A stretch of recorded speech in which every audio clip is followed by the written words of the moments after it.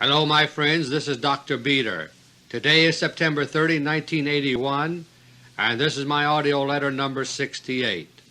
One day last month an awkward-looking machine in deep space listened patiently for radio signals from Earth. The machine had left the Earth some 4 years earlier, and it will never return. But the machine, a space robot, felt no loneliness. It was doing the job it had been built to do. After plunging along through the vast reaches of deep space, it was heading for a dramatic rendezvous. Finally, the space robot detected the radio signals it had been waiting for. As the signals came crackling through space from Earth, they were very faint. They had taken nearly an hour and a half to arrive, due to the astronomical distance involved. Even so, the space robot recognized the radio commands and obeyed them. It awakened, flexed its mechanical arms, and opened its television eyes, and it radioed back to Earth that it was ready for its awesome rendezvous in space. In Pasadena, California, the Jet Propulsion Laboratory announced to reporters that all was well. Voyager 2 was operating perfectly as it approached that spectacular planet of rings, Saturn. And equally important, Voyager 2 was right on course. It had been racing through space for 4 years and was nearly 1 billion miles away. That's over 10 times the distance from Earth to the Sun, and yet Voyager 2 was only 3 seconds off schedule after its 4-year journey. As the Voyager 2 space robot approached Saturn, it started speeding up. On August 25, Voyager 2 came within 63,000 miles of Saturn itself. That's only about 1/4 the distance from the Earth to the Moon. As it did so, it was traveling 3 times as fast as the alleged space shuttle in orbit. Then Voyager 2 raced outward again, passing through the mysterious rings as it went. For days, as Voyager 2 approached Saturn, flew past it, and then left Saturn behind, we got to see full-color pictures of what it saw. Once again, scientists and non-scientists alike wanted to know, might there be other life out there? The roiling, angry atmosphere of Saturn itself appeared to say, "No life here," at least no life that you and I can imagine. Then we saw pictures of the moons of Saturn. Scientists were puzzled and amazed by the surprises they saw. Each moon is different from the others, and yet as far as the question of life is concerned, it seems that they are all the same. Cold, frozen worlds and fragments of worlds, worlds covered with craters like the scars of a celestial smallpox, broken worlds having one impossible giant crater on one side and covered with shattered lines everywhere else. As far as life is concerned, Saturn turned out to be another Jupiter. Even if some of the building blocks of life are present here and there, no independent life seems to have gotten started there. Up to now, man's search of the Solar System seems to have turned up the same answer everywhere concerning life. Mars looks as if it may have held life long ago, but if so, apparently something destroyed it.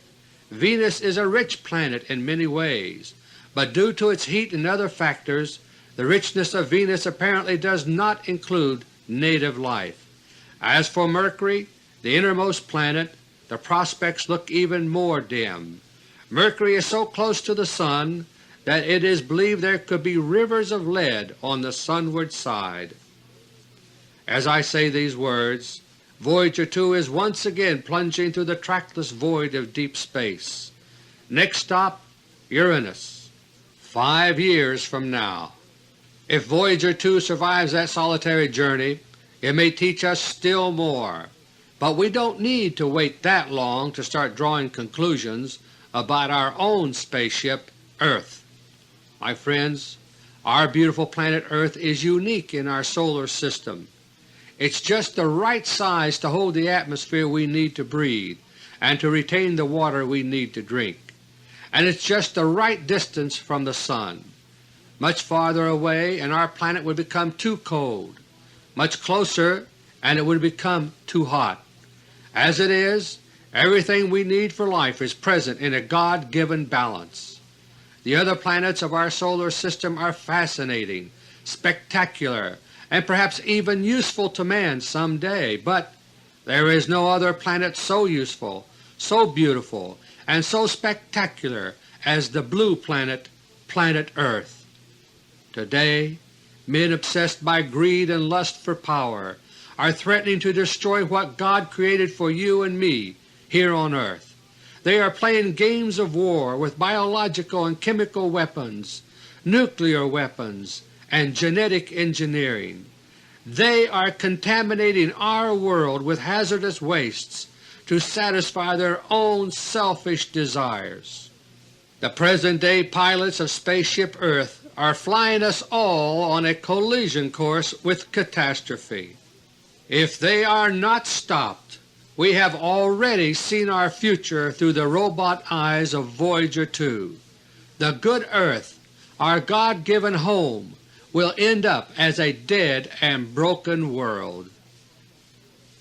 My three special topics for this audio letter are: Topic number 1, the Reagan-Bagan axis and expanding world crises. Topic number 2, deliberate delays in the Space Shuttle launch. And Topic number 3, the Reagan budget and corrupt economic plans. Topic number 1. Earlier this month on September 10, a two-day summit meeting between the United States and Israel ended here in Washington. Afterward, the entities Reagan and Bagan gushed with words of mutual praise. It was as if the recent Israeli air warfare on Iraq and Lebanon had never happened. There was not a whisper to suggest that Washington was asking Israel to show any restraint in the future. Instead, there were glowing words about a major new enlargement of the strategic relationship between the United States and Israel. Officially, this new military relationship will focus on three major areas. One area of collaboration will be the stockpiling of American war material in Israel. Supposedly, this will include everything from medical supplies to tanks and other weapons for the so-called Rapid Deployment Force. The stockpiling of American weapons in Israel is being presented to the public as if it were a new development, but the fact is that this has been going on in secret for years. I first reported about this in my audio letters as long as 6 years ago in the autumn of 1975. In AUDIO LETTER 6 especially, I reported the stockpiling of American weapons, including battlefield nuclear weapons, in Israel. They were there as part of the long-range preparations for the coming limited nuclear strike by Israel against the Saudi Arabian oil fields. Today, 6 years later, those plans are coming closer and closer to being carried out. The second major area of American and Israeli cooperation announced this month involves joint strategic planning and sharing of intelligence. Here again the public is being told that this will be something new, while in reality it is already established practice. When Israel destroyed the Iraqi nuclear plant last June with American F-16s, it was only part of a larger joint strategy. Likewise, the Reagan administration plan to sell AWACS radar planes to Saudi Arabia has the secret approval of Israel. It is intended to help give Israel the pretext, the excuse it needs for attacking the Saudi oil fields. I have reported in detail about these joint strategic plans by Israel and the United States in recent tapes. Likewise, I have reported in the past about other aspects of this ongoing joint military planning. My friends, there is nothing new about it at all. The Reagan-Bagan team also proclaimed the initiation of a third major area of military cooperation. We are told that the military forces of the United States and Israel will start holding joint exercises and war games. As with the rest of the package deal, we're supposed to believe that this is something new. But the fact is that far more than practice exercises have been carried out already by Israel and the United States.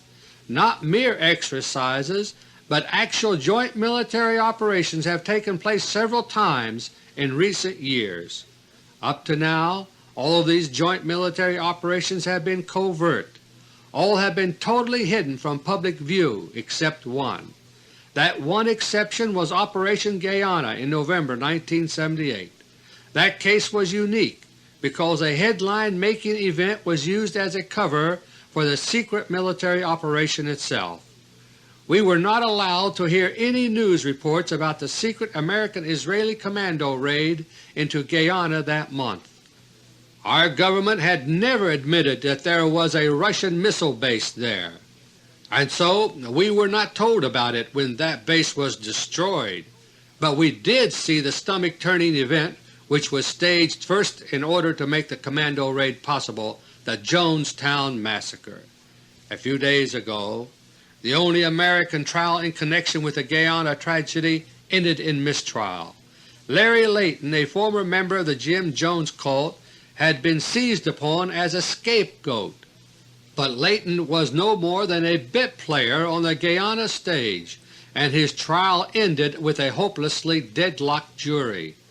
Meanwhile, the real culprits at Jonestown have gone scot-free, because the real criminals, my friends, are the members of the secret joint military junta of the United States and Israel. In AUDIO LETTER 67 last month, I called attention to this joint military junta and its growing power, and now the outcome of the Reagan-Begin meeting this month has given public confirmation of this junta's existence. The broad strategic relationship between the United States and Israel is not new as claimed.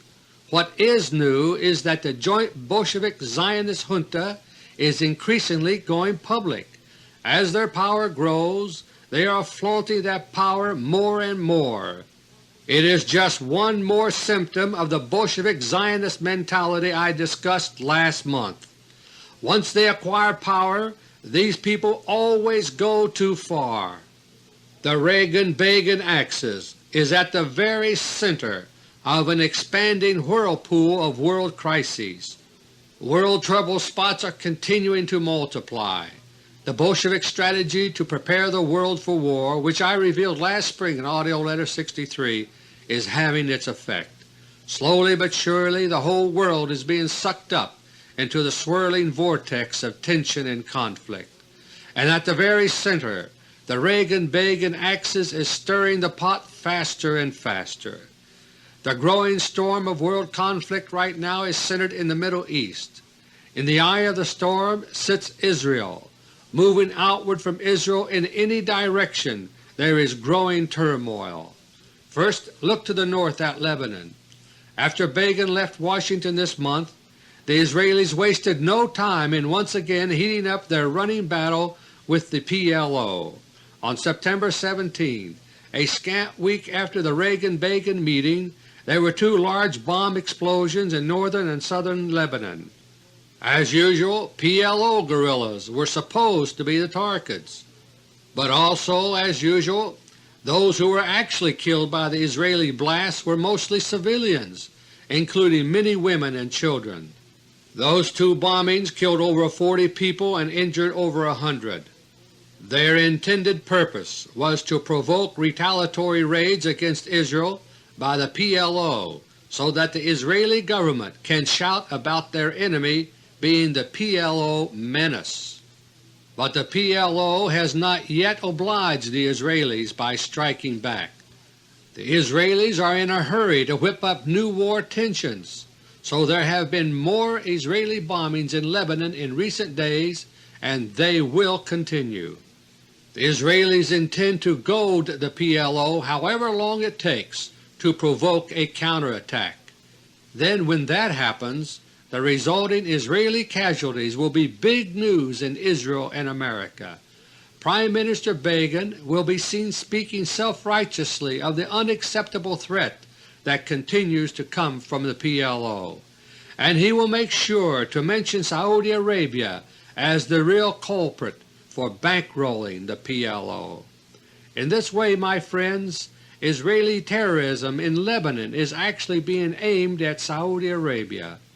Lately, the Israeli government has been talking about a permanent solution to the alleged problem of PLO raids against Israel.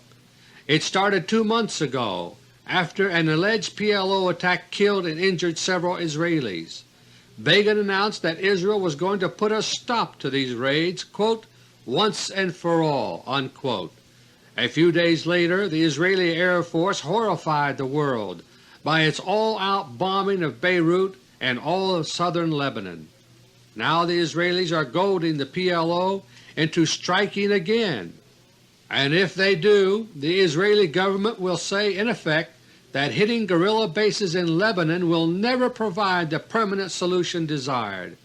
Instead, Begin's accusing finger will point more and more at Saudi Arabia. My friends, it's all part of the build-up to the planned limited nuclear strike by Israel on the Saudi oil fields. Meanwhile, the Reagan end of the Reagan-Begin axis is hard at work on the planned AWACS radar plane sale to Saudi Arabia. That's intended to be just one more nail in Saudi Arabia's coffin by making Saudi Arabia look like a direct threat to Israel. As it stands right now, there's a chance that the AWACS sale will not be approved by Congress. This is a result of the hidden power struggle now dividing the United States government. But even if AWACS does not go through, the Reagan-Begin team have an ace in the hole. Britain has already promised to fill the breach if the AWACS deal falls through. If not AWACS, then the Saudis can buy a similar British plane called Nimrod, and for purposes of giving Israel a pretext for attack, Nimrod will serve very well indeed. In addition to Saudi Arabia, Syria is being drawn into the web of Israeli war plans by way of Lebanon. We Americans often forget that Syria, unlike Israel, has a legal right to be in Lebanon. The Lebanese government invited Syria into Lebanon to put a halt to fighting between the rightists and leftists of Lebanon itself. The Syrians are there as the main body of an Arab peacekeeping force, and, my friends, the Syrians have not been asked to leave. By contrast, Israel possesses no legal right whatsoever to conduct military operations of any kind in Lebanon. But to those who rule Israel, might makes right. Lebanon is weak and Israel is strong, so the Israelis consider it their right to attack real or imagined enemies at will in Lebanon. Late last April, Israeli jets shot down 2 Syrian helicopters. The Syrians, who I repeat are in Lebanon legally, responded by bringing anti-aircraft missiles into that area of Lebanon. The Israelis, who had no right to be there in the first place, immediately cried foul. A crisis erupted over the Syrian SAM missiles. For over 3 months now, the crisis over the Syrian missiles has been dormant. Israel has been busying itself in other ways. It has destroyed the Iraqi nuclear plant and carried out genocide raids against the residents of Beirut. In the meantime, the Syrian anti-aircraft missiles have not injured Israel. But now the Israelis are ready to stoke up trouble with Syria again. And so just in the past few days, the entity Begin has abruptly revived the Syrian missile issue. He is saying that they must be removed without delay. Otherwise, says Begin, Israel will not be responsible for the consequences. Can you imagine? If Syria can somehow be drawn into the vortex of Middle East war tensions, it will help bring Nuclear War I one step closer. Syria is a client state of Russia, with the closest ties to Russia of any Arab state. The Syrian SAM missiles in Lebanon are Russian-made. Should the Begin government engineer a military confrontation with Syria, Russia could not ignore it. And then there is Egypt. The entity known as President Sadat is being programmed now to self-destruct. In recent weeks he has suddenly shed the moderate image which had been cultivated for Western eyes. Instead, now there is Sadat's crackdown on all opposition.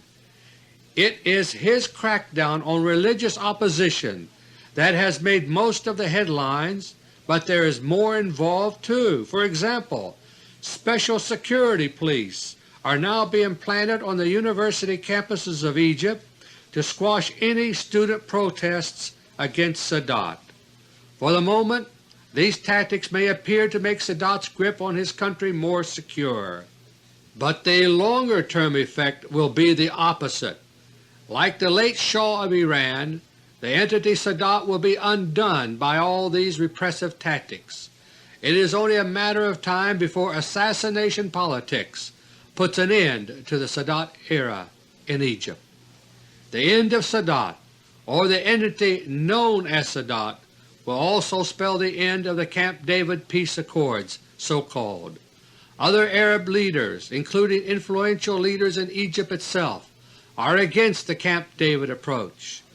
The events now taking place in Egypt are setting the stage for collapse of the so-called Egyptian-Israeli peace treaty. As I detailed long ago in AUDIO LETTER No. 44, that was always the intention of those in the United States and Israel who brought about the treaty. As a former CIA operative revealed to me in this connection, quote, "To have a war, you first have to have a peace treaty. Then break the treaty and presto, war." Unquote. Already the contrived era of good feeling between Israel and Egypt is beginning to suffer. Earlier this month, on September 12, Egypt canceled a scheduled visit to Egypt by Israeli military officers. The reason? Israel's defense minister had said in public that Sadat will not be around long. Under the terms of the Egyptian-Israeli treaty, Israel is scheduled to complete its withdrawal from the Sinai next April 1982. In the process, 2 large Israeli air bases in the Sinai will also pass into Egyptian hands. That is, if the treaty provisions are carried out. The demise of Sadat, or even a weakening of the present Egyptian government, may provide Israel with sufficient pretext not to withdraw. At the same time, plans are also being laid again to trigger a major incident in the Sinai. This was part of the plan I first made public 6 years ago, and it's once again part of the plan now. Lebanon, Syria, Iraq, Saudi Arabia, Egypt, all of these nearby Arab neighbors of Israel are in the front lines of the Reagan-Begin war maneuvering, but the whirlpool expands outward from there. When Israeli battlefield atomic weapons cap off Saudi Arabia's oil fields, it will send shock waves through the industrialized world. It will cripple the industrial heart of Europe. It will provide the excuse for gas rationing here in the United States as our country secretly shifts onto a war footing. And it will increase the strategic importance of oil-rich Iran just across the Persian Gulf. Under the so-called Khomeini regime, Iran is producing far less oil than its capacity. With Saudi Arabia gone, substandard production from Iran will seem intolerable to the world. On top of that, the Reagan administration will remind us of Iran's geographic location. Nestled along the strategic underbelly of Russia, we will be told that Iran is in danger. But to the Bolshevik military junta in America, Iran's real attraction is offensive in nature. Because of its location, Iran is an ideal base from which to attack Russia. It's no accident, my friends, that Iran is now heading down the road to civil war. For the past several months, top members of the Muslim ruling circles in Iran have been the targets of assassination, including several major bombing incidents. The process now underway in Iran is the one I warned about 2 years ago in AUDIO LETTER No. 52. In that report I detailed how the Khomeini government came to power in the first place. It was helped along by forces of which it was not even aware, Bolshevik forces. In AUDIO LETTER No. 52 I stated that, quote, "They plan to martyr the entire Khomeini government as they set off thermonuclear war," unquote. And that's what's going on now, my friends. The first to be martyred was the real Ayatollah Khomeini himself in February 1980. I reported his death and replacement by a double in AUDIO LETTER No. 54. Now the rest of his regime is being cut down for purposes of war. Elsewhere around the world, the war plans of the Bolshevik Zionist military junta are also moving forward. On the surface, many of these other world tensions have no apparent connection with the ferment in the Middle East and Persian Gulf, but behind closed doors there are connections. What links them all together is the master plan, which is to bring nuclear war out of a world in crisis. A prominent example of this is Poland. A few weeks ago the so-called Solidarity Labor Union celebrated its first anniversary in Poland. Last year I reported that Solidarity had been created by the Bolsheviks for the purpose of bringing on war. As I explained then, Solidarity's true purpose is not to serve the workers of Poland, but to use them. The whole purpose of Solidarity is to create as much trouble as possible for Russia, including, if possible, revolution. During the year that has passed, Solidarity has behaved exactly as I told you it would act. Solidarity never rests for a moment to consolidate its gains. Instead, the moment one set of demands are satisfied by the Polish government, new and even greater demands are put forth by Solidarity. The workers who form the backbone of Solidarity's power have not been given a moment to taste the fruits of success. Instead, there have only been strikes, protests, more strikes, strife and turmoil. As a result, the vulnerable economy of Poland has been thrown into a tailspin, and now, having helped to create Poland's worsening economic problems, Solidarity's leaders are demanding greater power to control the economy. To see how extreme Solidarity has been in its behavior over the past year, just compare it with our labor unions in the West. We are used to unions that bargain, make contracts, and then abide by them for some agreed period. No union in America, for example, would even dream of demanding a new contract with greater demands every few weeks. But that, my friends, is exactly what Solidarity has been doing in Poland. In recent AUDIO LETTER reports, I've mentioned that the Bolsheviks and Zionists are shooting for war to break out around mid-1982. Events in the Middle East are being pushed along on that timetable, and so are those in Poland. By next summer at the latest, the Bolsheviks are convinced that Russia will have to act against Solidarity. The resulting bloodshed will be just one more spark to help ignite Nuclear War I. All around the world, the Bolshevik cauldron of crises is bubbling hotter and hotter. United States rhetoric against Castro's Cuba is heating up once again. El Salvador is simmering with new turmoil. And half a world away, tensions are growing between Pakistan and India. The Reagan administration is promising F-16s to Pakistan. In lightning response, Russia has already delivered super-fast MiG-25s to India. And one day, my friends, India will stun the world by inviting Russian soldiers into India. The objective of the Reagan-Begin axis is to stir up the whole world for war, and, my friends, they are succeeding. Topic number 2. According to the schedule announced by NASA several months ago, today was supposed to be the launch day for America's second Space Shuttle flight. But once again, the Space Shuttle has suddenly started encountering new delays. The first delay was announced several weeks ago when the shuttle was rolled out to the launch pad at Cape Canaveral, Florida. The rollout took place on August 31, 5 days behind schedule. NASA spokesman said that the launch date was being moved back from September 30 to October 9. No big deal, they said, just a few minor bugs to be worked out. For the next few weeks, occasional news reports from the Kennedy Space Center continued to assure us that all was well with the shuttle. Then came September 22nd, and suddenly everything changed. we were told that just past midnight the previous night an accident had occurred on the launch pad. Supposedly the mishap took place while the control rockets in the nose of the Space Shuttle were being fueled up. NASA spokesman said that nitrogen tetroxide oxidizer was spilled on the outside of the shuttle, affecting several hundred of the critical thermal tiles.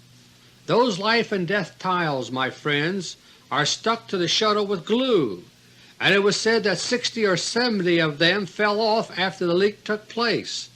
In addition, perhaps 250 more tiles would have to be removed to check them for damage. Suddenly the October 9 launch date went out the window. As of now, NASA says that the launch will probably take place in late October or early November. But, my friends, don't hold your breath waiting for that. These last-minute delays of the second Space Shuttle launch are the result of important divisions within the Space Shuttle program. If those divisions and arguments are not resolved soon, there will be still more delays. To understand what is happening right now at Cape Canaveral, it's necessary to remember what has happened up to now with the Space Shuttle. To begin with, it's essential to understand that the Space Shuttle is a military program wearing a civilian disguise. All kinds of potentially fascinating and valuable scientific space missions have been scrapped by NASA. Everything is being cut to the bone except the Space Shuttle program. Right now, NASA is trying to cancel a once-in-a-lifetime opportunity to intercept and study Halley's Comet in 1986. But at the same time, NASA is also talking about building a fifth Space Shuttle just to have a spare on hand. The reason the Space Shuttle is so crucial is that it is America's only hope for regaining military use of space. Up until 4 years ago this month, the United States had a secret military stranglehold on space. But in September 1977, the Soviet Union began a surprise offensive in space to change all that. And change it they did. The decisive turning point came on September 27, 1977. On that day, the secret American military moon base in Copernicus crater was put out of action. That was the outcome of history's first true space battle, the Battle of the Harvest Moon. It was a battle of beam weapons, and it took place in secret, and yet it was the most decisive battle of the 20th century, because from that moment on, my friends, Russia began seizing total control of the military use of space. When those secret events took place 4 years ago, the Space Shuttle program froze in its tracks. The hardliners then in control of the Kremlin had slammed shut the military door to space. Soon we started hearing excuse after excuse for delays in the Space Shuttle. Especially there were all those stories about problems with the thermal tiles of the shuttle. Years passed and the shuttle stayed grounded. Meanwhile, America's military capability in space withered. In October 1977, Skylab was shot down by a Russian Cosmos interceptor. Skylab had been a vital way station in America's secretly continuing moon program. By destroying it, Russia made sure that America's eviction from the moon was permanent. Meanwhile, the Russians themselves began landing on the moon without public fanfare. For nearly 4 years now, Russian beam weapons have been stationed on the moon pointed at the Earth. When the Russians shot down Skylab, they did so over the United States. The result was a giant fireball breaking up into pieces. It was seen in half a dozen states from Texas to Missouri. NASA waited a week or so for headlines about the mysterious fireball to die down. Then it began a long drawn-out cover-up of the Skylab debacle. NASA pretended that Skylab was unexpectedly sinking from orbit, and just for good measure they also pretended that the Space Shuttle might be able to save Skylab. It all sounded good to an unsuspecting public, but the shuttle stayed grounded, and at last NASA pretended that Skylab had crashed half a world away over the Indian Ocean. In addition to Skylab, the United States lost its space reconnaissance capabilities to Russian Cosmos interceptors. By the spring of 1978, the United States no longer had any spy or early warning satellites gathering information over Russia. From time to time since then, spy satellites have been launched by the United States. Some of these have succeeded in gathering intelligence briefly over other areas of the world, but as soon as they pass over the Soviet Union, they are always destroyed. As a result, the United States no longer has up-to-date reconnaissance data on the Soviet Union. Without reconnaissance data, my friends, all the weapons in the world are next to useless.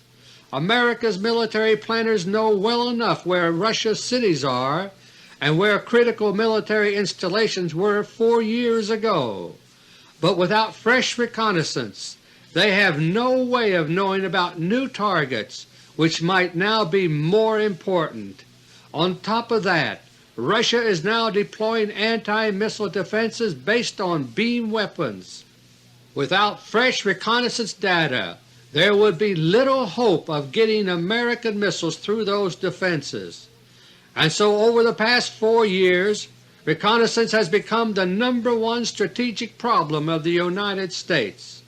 There are plenty of other problems too, because we have nothing equivalent to Russia's space triad of weapons.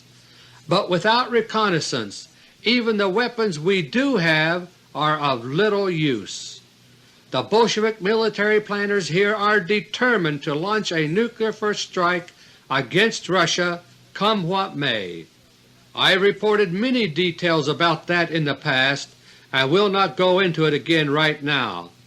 But with that in mind, they have been doing everything they can think of to solve the critical reconnaissance problem. One of their earliest and most desperate ideas was one which took place in April 1978. I reported the details in AUDIO LETTER No. 33. The American CIA, working closely with its counterpart the Korean CIA, arranged for a civilian airliner to be used for intelligence gathering. That was the case of Korean Airlines Flight 902. You may recall it took off from Europe for the United States but flew into northern Russia instead. It was secretly equipped with special photographic and electronic intelligence gear and flew into some of the most sensitive airspace in all of Russia. In effect, the unsuspecting passengers were used as hostages to discourage the Russians from shooting it down right away. Eventually Russian fighters did bring it down, but only after considerable intelligence had been obtained and transmitted. The Korean airliner ploy was successful as a stop-gap trick, but reconnaissance data can hardly be obtained that way as a routine practice. And so for the past 3 years we've been hearing more and more about reconnaissance aircraft. Supposedly these were made almost obsolete for most strategic purposes by spy satellites, but now they are once again in the news because we don't have spy satellites on continuous duty anymore. One reconnaissance airplane we hear more and more about these days is the SR-71 Blackbird. The latest SR-71 incident took place on August 26 when North Korea supposedly tried to shoot one down. And then there is that famous predecessor of the SR-71, the U-2. It was a U-2 that was flown by the late Francis Gary Powers when he was shot down over Russia 21 years ago. You might think that the U-2 was ready for the history books in this age of alleged spy satellites, but no. Now the U-2 is back, all dressed up and modernized with the new designation TR-1, and its job now as always is reconnaissance. If we still had all those reconnaissance satellites in the sky, reconnaissance aircraft would be less important. Naturally the Bolsheviks here try not to let you suspect the truth about our missing satellites, but every now and then there are hints about the truth in the news. For example, only yesterday the Defense Department released a new 99-page propaganda booklet titled Soviet Military Power. It purports to give the public previously top-secret information about the military buildup in Russia, and yet the booklet contains only sketches, no satellite photos. Why? Because the Defense Department does not have any up-to-date satellite photos of Russia. Our spy satellites are long gone. Up to now the secret Bolshevik military planners here have been making do with inferior methods of reconnaissance, but before they set off Nuclear War I, they want better reconnaissance data on Russia. They have only one tool that offers any hope of doing the job, and that is the Space Shuttle. We've been told by NASA that there are to be 4 initial test flights of the Space Shuttle Columbia. After those are completed, perhaps as early as September 1982, the shuttle will be declared operational. But the fact is, my friends, that these first 4 flights are being used for secret military purposes. The stakes are so high that the secret military shuttle planning team is prepared to lose a shuttle on each flight if need be. Before the Columbia lifted off from Cape Canaveral last April, 3 more identical orbiters were already in existence. They are hidden away in a remote hangar at White Sands Missile Range in New Mexico. The primary goal of the secret military shuttle flights is the one I detailed in AUDIO LETTER No. 62. They are trying to use the Space Shuttle to orbit a sophisticated new spy satellite to fly over Russia. It's an armored, laser-firing satellite designed to survive attacks by Russian space weapons long enough to radio back reconnaissance data. After that, the Bolsheviks here will be ready to set off the American nuclear first strike against Russia. In order to carry out reconnaissance over Russia, a spy satellite has to fly far to the north. That kind of orbit is far different from that which is publicly claimed for the Space Shuttle. As a result, a shuttle returning to Earth after deploying a spy satellite is unable to land at the advertised time and place. Instead, the shuttle we see taking off from Florida is scheduled to land out of our sight at a secret location in Western Australia, that is, if it survives the flight. Meanwhile, a different shuttle, the Training Shuttle Enterprise, is shown on TV landing right on schedule at Edwards Air Force Base. When the Columbia blasted off from Florida last April, it was attacked and destroyed by Russian space weapons, as I detailed in AUDIO LETTER No. 64. But the Training Shuttle Enterprise, relabeled Columbia, thrilled the public by racing in from the sea and landing in California. The covered exit vehicle was wheeled up, and it was made to appear that astronauts Young and Crippen walked out. The public perception was maintained that the mission had been a success, but it was actually a catastrophe even worse than the Bolsheviks here had thought possible. The military shuttle planners were thrown into disarray over what to do next. In AUDIO LETTER No. 65 3 months ago, I described their disagreements and what they finally decided to do.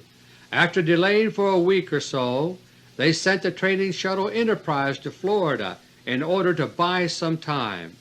It is the Enterprise, a training shuttle not intended for orbital flight, that is now on the pad at the Kennedy Space Center.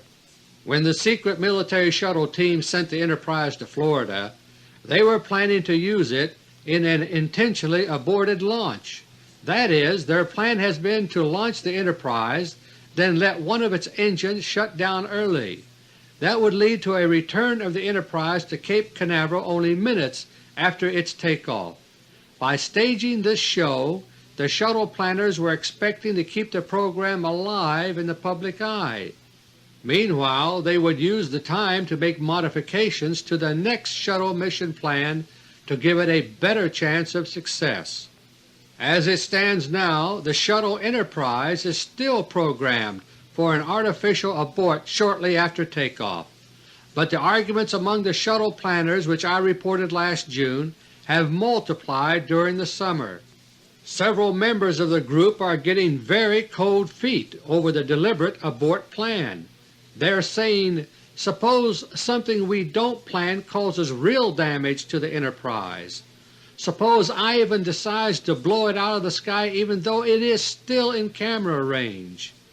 We have to have the Enterprise for the public return segment after each mission. What if we lose it? Other shuttle planners are expressing a completely different worry. This second group is not worried about the Russians shooting down the Enterprise because it will pose no threat to Russia. What they are worried about is the public relations impact of an aborted takeoff. It has even been suggested that a full orbital launch of the Enterprise ought to be considered. The Enterprise could not do anything once it got into orbit because the cargo bay is occupied by special fuel tanks. But the viewing public would never know that, thanks to the simulation films which could be broadcast. And as for re-entry, the Enterprise is covered with the same system of thermal tiles as the standard shuttles. The first group say that plan is not good because those tiles still have never been proven in full-fledged re-entry from orbit. The Columbia was supposed to do that last April, but it never got that far. The Enterprise might get past the Russians only to disintegrate on re-entry, and that, say the worriers, would be impossible to hide. It would stop the program. Out of all those arguments and others like them, only one consensus has emerged. The only purpose of sending the Enterprise to Florida was to buy time. Meanwhile, one of the 3 secret shuttles at White Sands is now being modified for the next mission. All NASA cares about doing now is to continue to buy time with the Enterprise for a while longer. Then somehow it will have to be returned to White Sands and the new shuttle will have to be brought to the Cape. And so for the moment at least, the Enterprise is being used to buy time through launch delays instead of an aborted launch. For 3 years, stories about the thermal tiles of the shuttle were used as an excuse for the prolonged grounding of the Columbia. Now NASA is trying once again to buy time. And once again an alleged problem with the thermal tiles is being used to explain away delay. We're told that there was a rocket fuel leak in the dead of night and some of the tiles came off. Only when NASA is sure what to do next will the latest tile fiasco quietly go away. Topic number 3. 2 days ago the week began with bad news from the stock exchanges of the world. Investors abroad were convinced that stocks on Wall Street were about to take a plunge, and they were trying to get out ahead of that. When the markets opened later in New York, at first they did drop fast. But the stock market manipulators here are not quite ready yet for a full-fledged stock market crash. So the New York markets abruptly turned around and headed up. By the end of the trading day, the manipulators had driven the market up to an overall gain for the day. A worldwide stock market panic was postponed on Monday. Even so, the experience has given public proof of the instability of the stock market today. 2 years ago in AUDIO LETTER No. 51, I gave a detailed warning of the parallels between the stock market today and that of 1929. The stock market has been crashing downward in slow motion in terms of real value for years now, and soon the stock market roller coaster will jump the tracks and down it will go. One of the strong similarities between today and 1929 is the role being played by the private Federal Reserve Corporation. Now as then, the Federal Reserve is deliberately ruining the economy through contraction of money and credit. The excuse given is the alleged fight against inflation. We're told that interest rates have to be high because inflation is high, but there is a glaring discrepancy in that explanation for current Federal Reserve policies. According to official government figures, the inflation rate is now around 10%. Based on all past experience, that would mean interest rates should also be around 10%, about equal to inflation, but instead the Fed has pushed interest rates up to a 20% range, double the official inflation rate. The fact is, my friends, that government figures on real inflation are lies, and so are the Federal Reserve's excuses for legalized usury. Last month I described the real purpose of current Federal Reserve policies. Business here is being deliberately weakened and made ripe for takeover. The only businesses which are not being hurt are those of the Rockefeller cartel, which are interlocked with the Federal Reserve Corporation. The corporate fascists here are waging economic war to gain power against the state Bolsheviks in the government, so don't look for any relief. Federal Reserve Chairman Paul Volcker testified before Congress late last month that astronomical interest rates will continue for years. Most small businesses cannot possibly earn the 20% profit and more that is required to pay such exorbitant interest, and so they will simply die. Meanwhile, Rockefeller cartel agents within the divided United States government are pressing ahead fast with another facet of their plan. Last month I gave an alert to watch for an alleged new gold standard to be proposed soon by the so-called Reagan administration.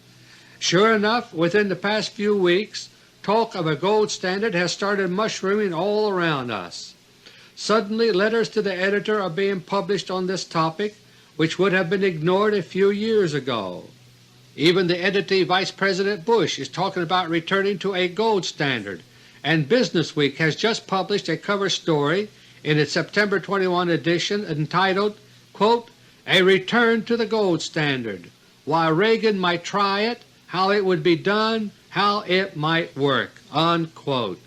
So far the bogus gold standard plan is right on track. As I detailed last month, it would not be a real gold standard at all. It's only a gimmick to influence public perceptions about the dollar and to silence new questions about our missing gold. It's being designed to look good, but it's just another corrupt and cruel trick. My friends, corruption has become the only way our leaders know. The long-suffering American people always give the benefit of the doubt to every new President, and it's always in vain. The same is true of Congress today. The more they legislate, the more the country goes to the dogs. But while they are in office, we try to tell ourselves that surely they must be doing some things in our interest.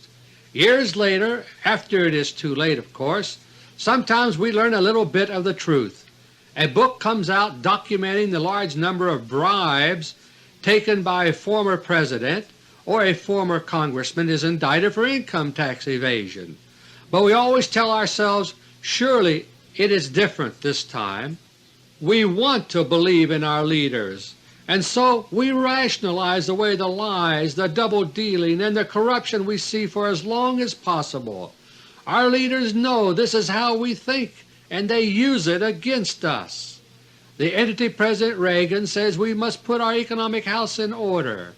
Based on that excuse, domestic programs of all kinds are being cut down with a meat axe, regardless of merit. Spending on warfare leaves nothing for welfare, and yet most foreign aid is going on untouched. The only exception to that is aid to truly needy countries of the Third World. They have no usefulness to the urgent plans for nuclear war, and so they are finding themselves out in the cold. But foreign aid to help prepare for war goes right on without let-up. Most sacrosanct of all foreign aid programs are the annual billions in aid to Israel. Over the past 33 years, the United States has given over $100 billion in aid to Israel. Those very same dollars, our tax money, come right back to Capitol Hill and American multinational corporations. American tax dollars flow like water through Israeli hands into congressional wallets, giving the Israeli lobby its clout. American foreign aid dollars to Israel are also used to buy American-made weapons of war. Those weapons will one day drag you and me into America's final war, Nuclear War I. If our leaders were serious about straightening out our economy, there are many things they could do. To begin with, they should start telling the truth for a change, instead of heaping lies on more lies. Instead of a falsified gold standard, the scandal over our missing gold should be exposed. As I explained in AUDIO LETTER No. 60, this could be done in connection with an international economic conference in a way that would save the world's economy. The Administration's Meat Act's approach to domestic programs should also be scrapped. Yes, my friends, many domestic programs are controversial. Some of them deserve to be. But let's put first things first. Before we take a meat axe to domestic aid, why don't we start with foreign aid, alias congressional aid? At least the dollars spent in domestic programs keep circulating within our own economy, but those squandered on foreign aid do our economy as a whole no good. And as for Congress, if a meat axe should be wielded anywhere, that is where. More and more we're hearing about employees of all kinds of companies accepting wage cuts to help save their companies. Meanwhile, our spendthrift Congress has just voted itself the right to line its pockets even more than in the past. I say chop all Federal salaries in half, starting with Congress. We cannot afford to let them fiddle any more while our economy burns. It's time, my friends, to hold their feet to the fire. Now it's time for my last-minute summary. In this AUDIO letter I've tried to sound a warning that time is growing short, economically, politically, and militarily. Men of ill will and corrupt minds are piloting our world on a collision course with disaster. As Americans await the next Space Shuttle launch, a greater countdown is underway for Spaceship Earth. One day in January 1986, the Voyager 2 spacecraft is scheduled to be approaching the giant mystery planet Uranus. Voyager will be preparing to send a bonanza of pictures and scientific data to Earth. But by then, will anyone be listening to Voyager here on Earth? The answer can be yes, my friends, if the truth of our Lord Jesus Christ becomes the guiding light for our troubled world. We must learn to build instead of destroy. We must learn peace instead of war, through universal neutrality and noble competition instead of conquest and intrigue. If we do not learn these things, there may be only silence on Earth by that winter of 1986. 9 years after its launch from the blue pearl of planet Earth, Voyager 2 could be radioing signals to a deaf, gray tomb of a world. That will leave Voyager itself carrying the final sounds of Earth on a platinum record as it drifts alone forever outward to the stars. Until next month, God willing, this is Dr. Beter. Thank you, and may God bless each and every one of you.